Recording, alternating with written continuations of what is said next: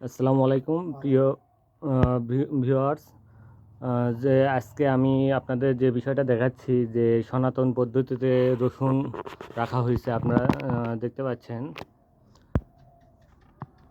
এই যে দেখেন কিভাবে রসুন রাখা হয়েছে সনাতন পদ্ধতিতে। এটা আমাদের দেশীয় প্রচলিত পদ্ধতি। আমি এখন একজন রসুন উদ্যোক্তার সাথে কথা বলবো, যিনি রসুন চাষ করেন, পাশাপাশি সংরক্ষণ করে রেখেছেন। উনি আমার ব্লকের একজন অভিজ্ঞ উদ্যোক্তা, কৃষিকাজের সাথে নিয়োজিত। এখন আমি তার সাথে কথা বলবো।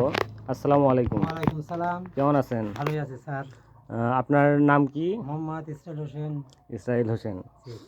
আপনি এই কৃষিকাজ কতদিন হলে করেন? আমি পড়া নিম্নে 20 বছর। 20 বছর হলে, মানে এটা আপনার পূর্বপুরুষরা, আপনার বাবা দাদারাও কৃষির সাথে নিয়োজিত। এটা দেখা যাচ্ছে যে আপনি রসুনগুলো এরকম ঝুলাইয়ে রাখছেন।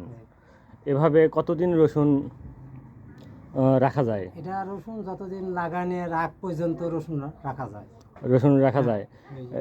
আপনি রসুনটা কিভাবে উঠায় নিয়ে আসছেন এবং এই লাগানোর আগ পর্যন্ত কি কি যত্ন নেওয়া লাগে, ওগুলো যদি একটু বলতেন। আমি রসুন প্রথম পুরানি বীজ দিয়ে ভুঁই পরিষ্কার করে, তারপরে সার দিয়ে রসুন লাগানোর পরে মহিলা কামলা আছে, কামলা দিয়ে নিড়ে ভুঁই পরিষ্কার রাখি। তারপরে রসুন যখন হয়ে যায় 2-3 সেচ দিতে হয়। তার সেচ দেওয়ার পরে রসুন যখন হয় পাইকে যায়, তারপরে রসুন আমি তুলে নিয়ে আসি, তুলে ভুঁই 3 দিন রাখি। রসুন জমি থেকে উঠে জমিতেই 3 দিন রাখেন? 3 দিন রাখি শুকিয়েই। শুকিয়ে ওই ভুঁইয়ের মধ্যেই আমি আটি বাঁধি। এইভাবে আটি বাঁধে তারপর আমি বাড়িতে নিয়ে আসি, তারপর সুন্দর করে এইভাবে আমি রেখে দিছি।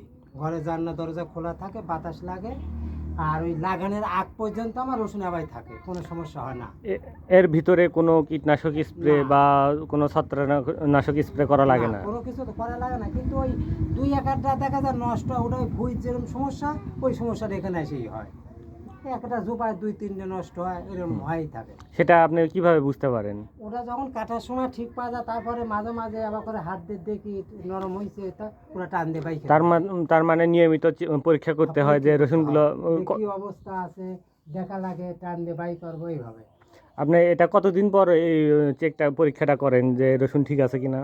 ধরেন 10-15 দিন পর পর যখনই ঘরে আসি তখন দেখি কি অবস্থা আছে, হাত দিয়ে লাড়ি, তারপরে কিরকম গন্ধ বাড়াইছে নাকি, ভালো আছে নাকি, এইভাবে দেখি। এখন আপনারা যেহেতু এই রসুনগুলো কি চাষে না বিনা চাষে? এটা হচ্ছে চাষে।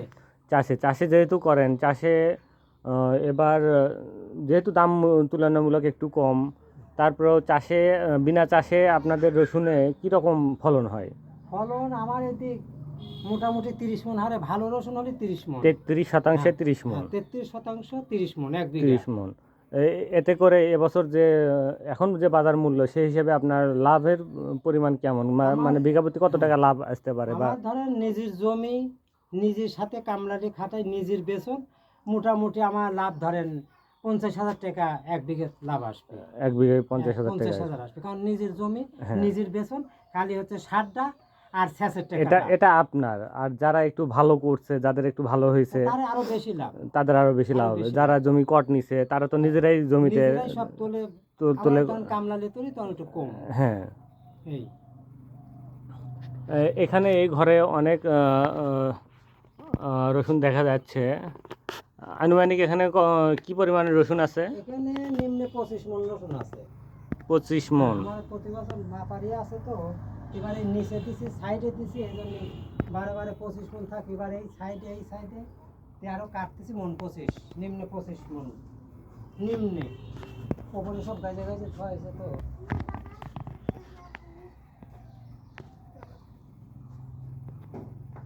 ঠিক আছে, ধন্যবাদ আপনাকে। আসসালামু আলাইকুম।